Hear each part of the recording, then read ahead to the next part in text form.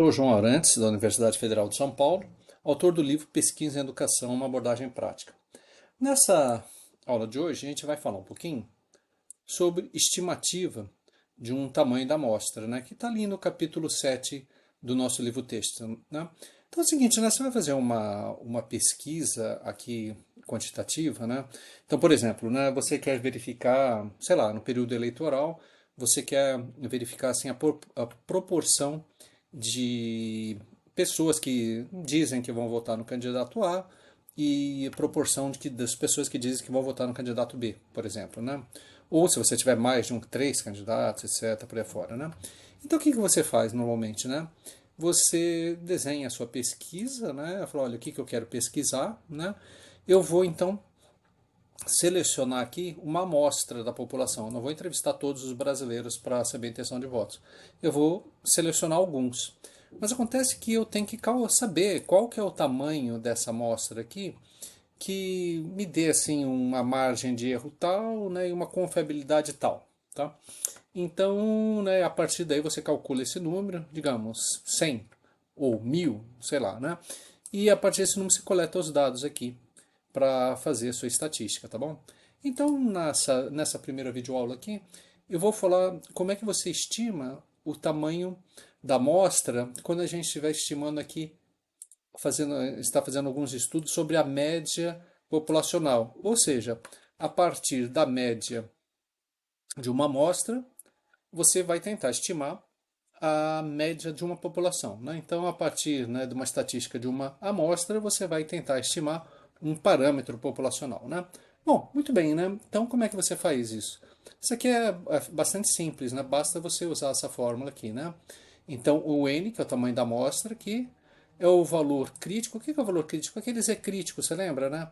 Quando você tinha aqui uma distribuição normal, aí você fala, olha, eu quero um nível de confiança aqui de 95%, né? Aí eu calculava aquele Z crítico aqui, né? Que eu estou chamando de ZC, né? Então aquele Z crítico que você pegava lá das tabelas, né? Aqui, nesse caso aqui, eu já coloquei aqui uma tabela, né? Se você quiser um nível de confiança 90%, se olhar na tabela, o Z crítico 1645. 95%, 1,96 e 99%, 2,576, né? Isso aqui a gente usa muito, né, nos testes de hipótese que a gente vai ver daqui a pouco, né? Então é bom ter esses números aqui mais ou menos anotados aqui para não ficar olhando a tabela, coisa e tal, né? 90%, 1645, 95%, que é o pessoal mais usa, né? Com 95% de confiança, 1,96 e 99% de confiança, 2,576, né? Bom, então aí feito isso, né? Basta, então, por exemplo, olha, eu quero estimar aqui o tamanho da minha amostra, né? Eu uso aqui o meu Z crítico, né?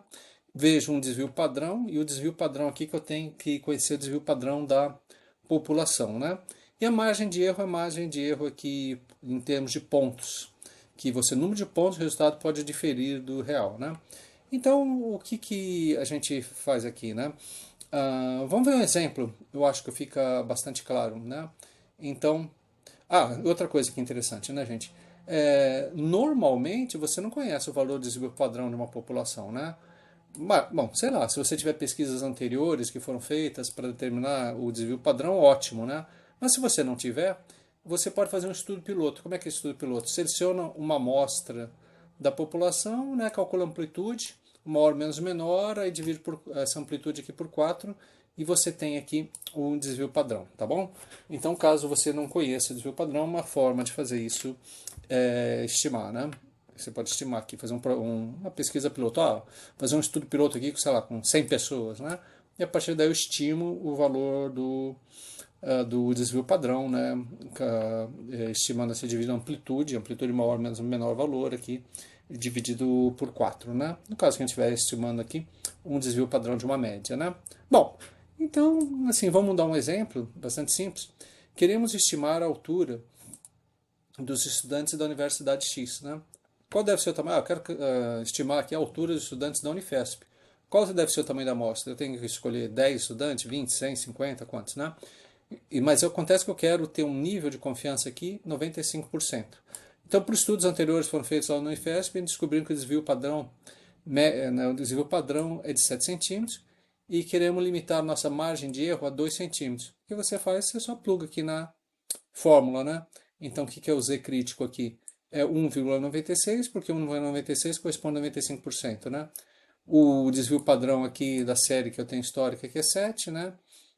Devido à margem de erro aqui, é 2, né? Então, vê, né? Desvio padrão aqui em 7 centímetros, 2 centímetros, né? Dividido por eleva ao quadrado aqui dá 47,05, né? Se você arredondar aqui, né? Sei lá, vamos arredondar para cima, né? 48, né? Enfim, tá bom? Então vamos ver como é que a gente faz isso aqui no R, né?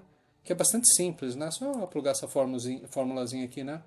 Então eu estou colocando o valor crítico 1,96, né? A margem de erro estimada ali de 2 centímetros, né? O desvio padrão aqui de 7 centímetros. Calculo o N aqui, né? Vamos ver o N aqui, eu só pluguei aqui a fórmula, né? O valor crítico vezes o sigma, que é o desvio padrão, né, dividido por E elevado ao quadrado, né, e deu o número aí 4705, e a gente pode arredondar aqui para cima usando aquela função Seilin, né, então arredondando aqui o valor para cima, tal, arredondamos para 48, tá bom? Então é isso aí, na próxima videoaula a gente vai estimar aqui o tamanho da amostra para estimativa sobre proporção, tá? Então é isso aí.